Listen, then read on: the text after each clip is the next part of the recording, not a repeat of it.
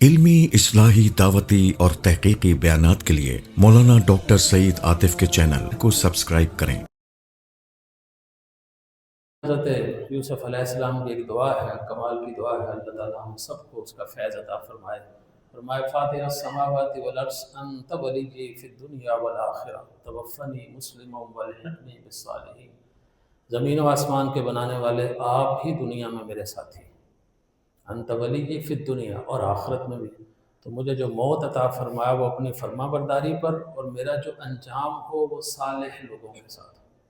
بڑی پیاری دعا ہے۔ اب ذرا پیچھے جائیے، سورہ مائدہ کے اندر غالباً آتا ہے کہ جن لوگوں پر اللہ کا انعامات ہیں وہ چار ہیں۔ انعم اللہ علیہم من النبیین والصدیقین والشہداء والصالحین، نبی پہلے درجے پر ہے اور صالحین چوتھے درجے پر ہیں، اور حضرت یوسف علیہ السلام پہلے درجے کے آدمی ہیں، اور فرما رہے ہیں کہ اللہ تیری عنایت ہوگی اگر تو مجھے چوتھے والوں کے ساتھ ہی اٹھا لے، چوتھوں والوں کے ساتھ یعنی صالحین کے ساتھ میرا انجام فرما۔ ایک تعلیم کا انداز ہے، تواضع کا انداز ہے، اور پھر یہ بھی بتانا ہے کہ پیغمبر تعلیم دے رہا ہے کہ ایک دفعہ کلمہ پڑھ لیا ہے تو یہ نہ سمجھنا کہ ایمان پکا ہو گیا ہے۔ ایمان ایک ایسی کیفیت ہے جو بدلتی رہتی ہے حالات سے، اس لیے اللہ نے دعا سکھائی، ربنا لا تزغ قلوبنا بعد اذ ہدیتنا وہب لنا من لدنک رحمہ، اے اللہ ہدایت کے بعد ہمارے دل کو کہیں ٹیڑھا نہ فرما دے، کسی دانشور کی دانشوری ہمیں عقیدے سے ہلا نہ دے، کہیں اسلاف کے اوپر ہمارا عدم اعتماد نہ کہیں مستحکم کر دے، کہیں ان راہوں پر نہ چلا جائے جو فکری آوارگیوں سے ہوتے ہوئے ایمان کے ختم ہونے کا سبب بن جائے۔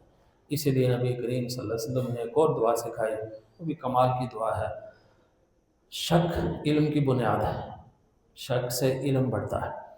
دیکھیں نیوٹن نے اور اوروں نے فارمولہ دیا کہ جو ایٹم ہے وہ ناقابل تقسیم ہے، اور آئنسٹائن نے اس میں شک کیا اور کہا کہ نہیں یہ قابل تقسیم ہے، اور ایٹم بم جوہری بم ایجاد ہو گیا۔ تو یہ چلتا ہے، لیکن جو علم وحی ہے یہ شک کی نفی سے شروع ہوتا ہے۔ ذالک الکتاب لا ریب فی، فی بھی ظرفیہ ہے کہ اللہ ایسی یہ کتاب ہے جس کا علم ہر شک سے پاک ہے۔ اس لیے اللہ کے نبی نے دعا سکھائی، اللہم انی اعوذ بک من الشک فی الحق بعد الیقین، یقین سے پہلے تو شک کی گنجائش ہے کہ شک سے گزر کر کانٹوں تک پہنچ، شک سے گزر کر یقین تک پہنچ جائے۔ مولانا آزاد رحمۃ اللہ علیہ کا ایک بڑا پیارا قول ہے، فکری سفر کی داستان ہے، کہتے ہیں میرا کوئی یقین ایسا نہیں جس میں شک کے پہلے کانٹے نہ چبھے۔ اللہ، جو شک کی وادیوں سے گزر کر آتا ہے نا اس کا یقین بہت پختہ ہوتا ہے۔ اور حضرت نبی کریم صلی اللہ علیہ وسلم نے بھی ایک اور دعا سکھائی، یا مقلب القلوب، اے دلوں کو پھرنے والے، ثبت قلبی علی دینک، میرے دل کو اپنے دین پر قائم رکھ۔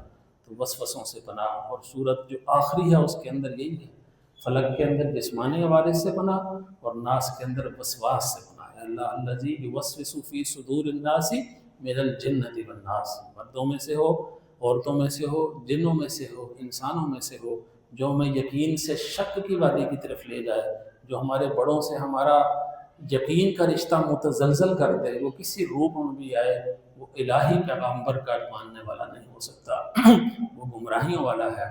اور یہاں جو فرمایا انت ولی فی الدنیا، اسی کو قرآن نے ایک اور جگہ پر فرمایا، القرآن یفسر بعضہ بعضا، انداز ہے کہ قرآن کا ایک مقام اس کے دوسرے مقام کی توضیح کرتا ہے۔ وہاں فرمایا اللہ ولی الذین آمنوا، اگر اللہ کو آپ نے ولی بنا لیا اور اللہ نے اپنی توفیق بخشیاں آپ کو عنایت کر دی، تو پھر اللہ کیا کرتا ہے، یخرجہم من الظلمات الی النور، وہ اللہ تعالیٰ آپ کو فکری گمراہیوں سے ہدایت کی طرف لاتا ہے، اور جب فکری گمراہیوں کی طرف جائیں تو سمجھ لیں کہ اب اللہ ولی نہیں رہا۔ انت ولی فی الدنیا والآخرہ توفنی مسلما والحقنی بالصالحین۔ اللہ اس دعا کا فیض مجھے، آپ کو اور ہم سب کو عطا فرمائے۔ Please don't forget to like and share.